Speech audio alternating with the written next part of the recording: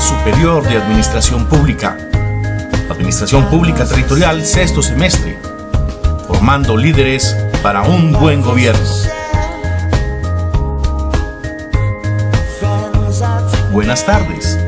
Les damos la más cordial bienvenida a esta charla que tendrá por objeto hacer un breve análisis a las políticas públicas del orden nacional, para lo cual tomaremos como marco de referencia las directrices planteadas por la Comisión Asesora para Política de Drogas en Colombia en su propuesta Lineamientos para una política pública frente al consumo de drogas año 2013. Sean ustedes bienvenidos.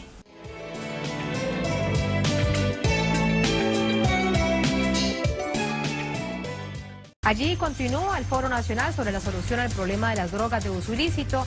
Unos 1.200 representantes de todos los sectores sociales y políticos del país trabajan en conjunto para buscar propuestas y alternativas de solución a la problemática de los cultivos de uso ilícito.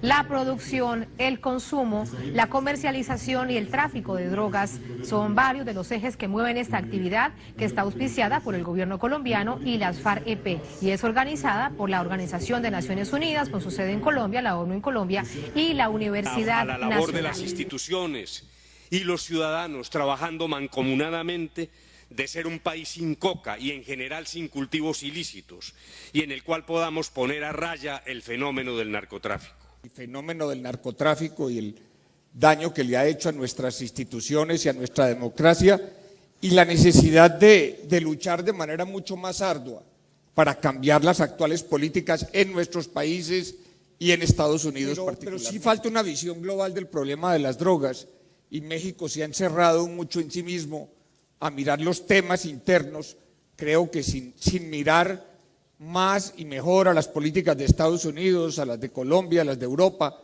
para tratar de entender un problema que tiene una enorme complejidad y que para México tal vez tiene más complejidad que para ninguno otro.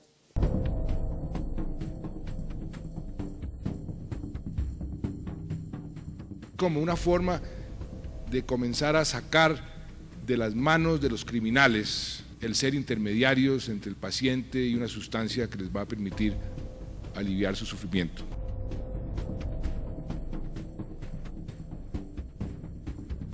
Ya el debate en el mundo y en Colombia se ha abierto sobre la necesidad de encontrar otras opciones de política, y nos parece que la opción viable para salir de la prohibición donde estamos hoy es la regulación.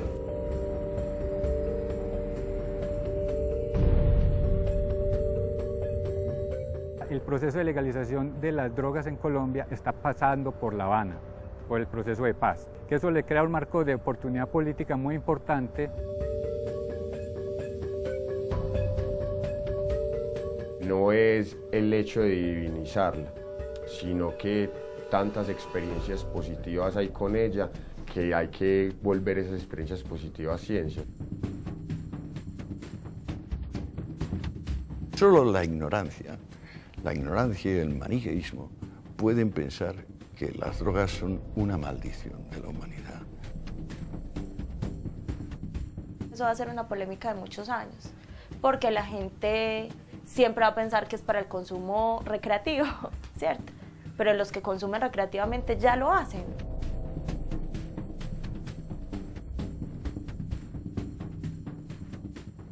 Algunos de esos cannabinoides pudieran ser prometedores como sustancias medicinales o con algunos efectos terapéuticos, pero falta muchísima investigación.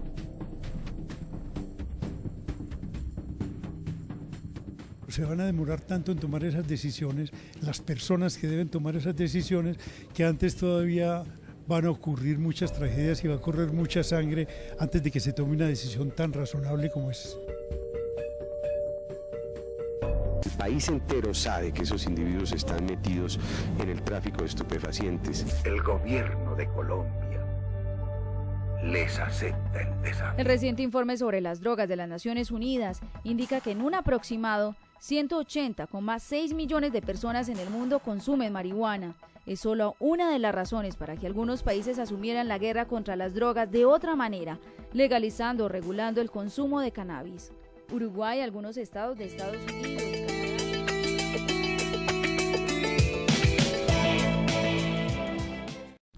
No creo que sea una ley que vaya a terminar con el tráfico de drogas, sería bastante ilusorio pensar que eso ocurra, pero sí que Uruguay se ha convertido en un referente, sí. Aquí se produce de manera sistemática el desembarco de equipos periodísticos para informar sobre el mecanismo que Uruguay adoptó. Lo peor que le han pasado a la política de drogas ha sido justamente la soberbia y la omnipotencia de los organismos internacionales y de una cultura que se cree con la capacidad de imponerle formas de vida. La realidad de Colombia, por ejemplo, es significativamente diferente a la de Uruguay. Seguramente Colombia tendrá que debatir, tendrá que encontrar un modelo para Colombia. Creo que sin duda alguna lo interesante sería poder avanzar en todas las líneas. La experiencia que todos estos años ha sumado este país le servirá a Colombia para tomar sus propias decisiones.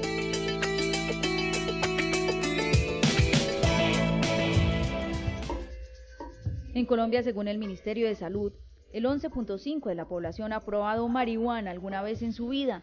Cerca de 762.000 colombianos fueron censados como consumidores. El microtráfico y sus redes de distribución tienen atrapado ese mercado en los barrios del país.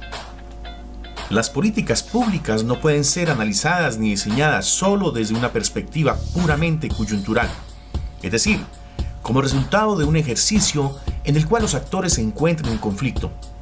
El constante análisis y proyección, así como una evaluación sistemática a los procesos, brindará una mejor perspectiva que permita modificar, implementar e incluso suspender un accionar del Estado. En pocas palabras, es la evaluación constante la que permitirá un diseño y rediseño enfocado y alineado en la búsqueda de valor público. Son entonces los grupos de investigación de las diferentes universidades, en nuestro caso la ESAP, los llamados a hacer un continuo análisis y formulación de recomendaciones, como ente avisor de fenómenos que se manifiestan con los cambios en el tiempo. Dispongámonos, pues, a hacer una aproximación a una forma de estudiar, evaluar y formular políticas públicas. ESAP, formando líderes para un buen gobierno. Tengo el gusto de contar con la presencia de Pablo Llanes. Pablo, bienvenido a Pesos y Contrapesos. Gracias. Bueno, yo soy Pablo Llanes, soy el jefe de la Unidad de Desarrollo Social de la CEPAL Naciones Unidas, con sede en la Ciudad de México.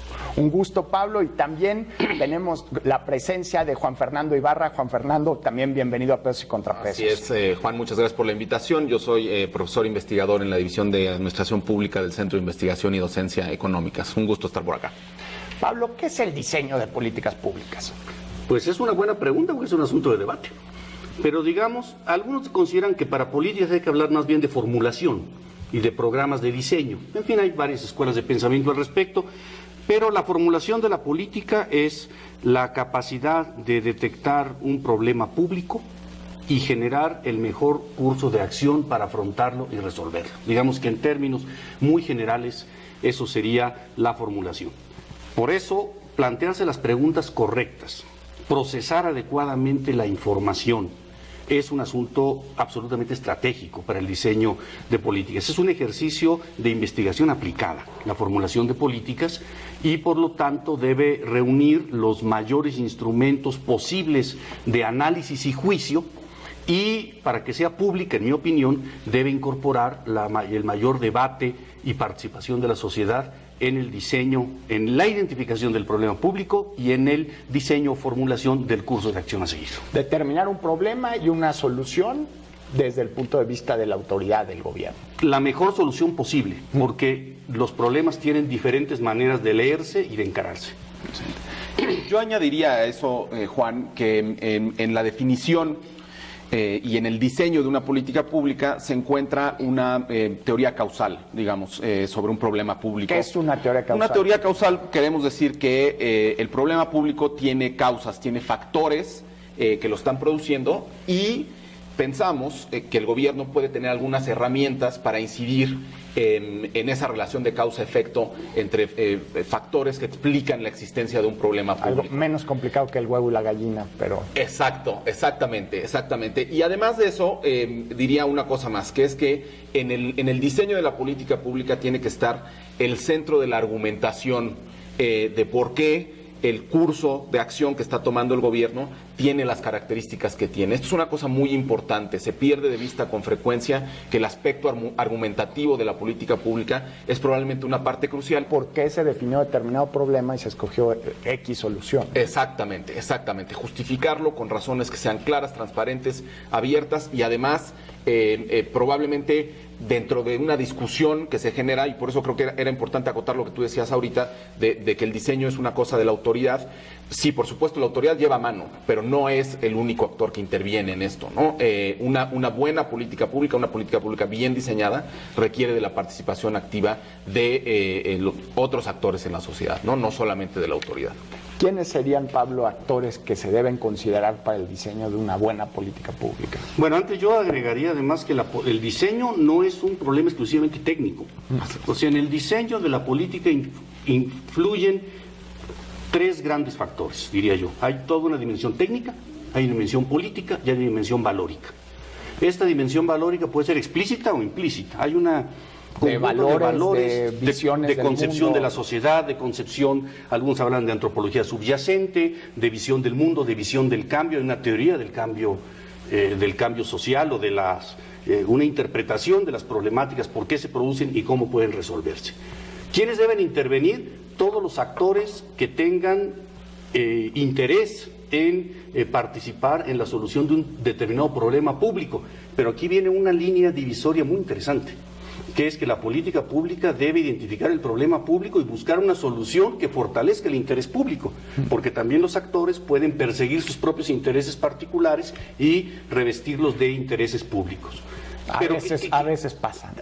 Ocasionalmente tenemos noticias de que ha llegado a suceder, pero actores fundamentales, yo creo que los actores fundamentales son los tomadores de decisión en el Estado, tiene que ver con los poderes, tiene que ver con las fuerzas sociales organizadas, tiene que ver con organizaciones de la sociedad civil, advocacy groups, tiene que ver con los medios de comunicación y tiene que ver con los insumos que provengan de los centros de pensamiento y de los centros académicos. Por eso es un ejercicio, si bien la política cuando se determina tiene que aplicarse fundamentalmente de arriba para abajo, su construcción es un proceso mucho más horizontal que el de su implementación. Ese es como un modelo ideal, ¿no? No es necesariamente lo que ocurre. Es una teoría del cambio también. Exacto. Exactamente. Porque yo creo que a veces se habla con demasiada soltura de política pública, creyendo que porque es política, es pública. Y yo creo que ese es un asunto que hay que poner a debate. Lo que antes eran políticas de gobierno se renombraron, pero no quiere decir necesariamente que su sustancia cambió fundamentalmente. Entonces yo creo que distinguir y defender la especificidad de la política pública, volver a poner el concepto sobre sus pies, me parece que es una cosa relevante.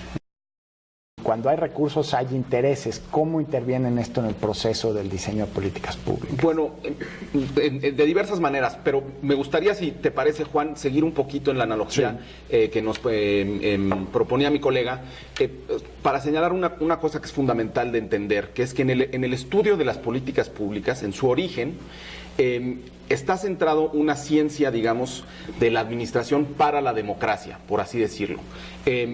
Y de ahí que la distinción entre política a secas y una política pública sea muy relevante. Formulación, bueno, primero la entrada a la agenda, después la formulación, implementación y posterior evaluación en todas sus fases tuvieran un carácter público. También es como un ideal, ¿no? De lo que debería ser. Así es, por supuesto. Y de hecho, nuestra entrada desde el punto de vista de México a las políticas públicas es muy tardío, por así decirlo, precisamente por eso, por la inexistencia de un régimen de carácter democrático que nos permitiera hablar propiamente de la existencia de política pública. No, y entender que las políticas se hacen en el marco de la política. Y este es parte del arte complejo que tiene esto, y en el marco de correlaciones sociales, correlaciones políticas, luchas, intereses, distribuciones. No es simplemente un proceso aséptico, técnico, que con un programa de software sale. En realidad, si tú te das cuenta, muchas de las peculiaridades que al final tiene una política tiene que ver con el proceso final de negociación que se da entre todos los actores, y por eso también en el campo de políticas públicas es muy relevante el concepto de arena. O sea, el de arena de la política, el lugar donde se juegan este conjunto como de ring, intereses. entendiendo un poco la política. Civilizado, pero ring, al fin de cuentas, Sí. con normas. Sí. Yo diría que una buena política es suficientemente clara en sus objetivos, suficientemente flexible en su diseño. Pablo, ¿cuál es la importancia de la evaluación en el diseño de una política pública? Bueno, yo creo que lo que hay que recuperar es el concepto de ciclo. Ya lo habías mencionado al principio, la idea de diagnóstico, formulación, implementación, monitoreo, seguimiento, evaluación. ¿Y luego qué? Planeación de nueva cuenta. La evaluación tiene tres funciones centrales, diría yo. Primero, la evaluación ex ante. La evaluación ex ante es fundamental para detectar el problema que quieres resolver. La que ocurre antes de que inicie el proceso. Exactamente. Tú evalúas ex ante una problemática, detectas un problema público, valoras los diferentes instrumentos, posibilidades, cursos de acción y diseñas la política. Luego está el proceso del monitoreo o del midpoint review, que permite ir haciendo ajustes en el proceso de implementación. Quienes hemos estado en el diseño y la instrumentación, que a mí me ha tocado afortunadamente tener esta experiencia como funcionario público, sabemos que la realidad da muchas sorpresas y por lo tanto la capacidad de ir adaptando, de ir ajustando, porque la política también se hace mucho en prueba y error. Del pizarrón a la cancha te cambian la jugada. Muchísimo. Y tienes luego que llegar a una evaluación final para pues establecer en qué medida se lograron los objetivos, en qué medida tus objetivos son pertinentes. Puedes haberte equivocado en el diseño de los objetivos, qué modificaciones, qué ajustes y dos grandes campos de decisión: lógica de mejora continua y la lógica de reorientación. Pero a veces esas consecuencias de las políticas públicas que no están previstas no necesariamente son positivas. Así es. Tengo un ejemplo que se me viene a la mente que tiene que ver con un programa que en general ha sido muy exitoso, que es el Programa de Desarrollo Humano Oportunidades. Con el tiempo hemos empezado a aprender otros efectos que ha tenido el programa que no necesariamente son tan positivos como estos primeros. Uno tiene que ver con la relación entre el programa y la migración. Resulta que el programa ha tenido un efecto importante en la experiencia migratoria de los beneficiarios. Migran más, sobre todo a Estados Unidos, a partir de que reciben estos recursos y usan, de hecho, los recursos que reciben del programa para poder pagar por ejemplo, a quienes les ayudan a cruzar la frontera, etcétera, ¿no? Efectos de mediano y largo plazo del programa, ¿no? La inserción laboral en particular, por ejemplo, de los beneficiarios. Y resulta que el impacto del programa es sorprendentemente limitado. Es muy poquito el efecto que tiene el programa en términos de movilidad, y ese es en última instancia el mejor indicador de si efectivamente el programa va a poder tener o no impactos en el largo plazo en la pobreza. Y por eso me parece muy importante reconstruir un círculo virtuoso entre evaluación y planificación o diseño. Ha habido un énfasis, creo, en el caso de América Latina, varía por países, pero enfatizar mucho la evaluación y a no darle el mismo peso a la planeación, la planificación, el diseño, la formulación. Y a veces pareciera que se planifica o se diseña desde cero, cuando en realidad ya hay una experiencia acumulada que es la evaluación. Entonces yo creo que hay que planificar y evaluar y planificar en un círculo permanente, y en ese sentido, por lo menos desde CEPAL, somos de la opinión de que hay que fortalecer los órganos de evaluación y hay que fortalecer también los órganos de planificación y establecer un diálogo permanente entre ellos. ESAP, formando líderes para un buen gobierno.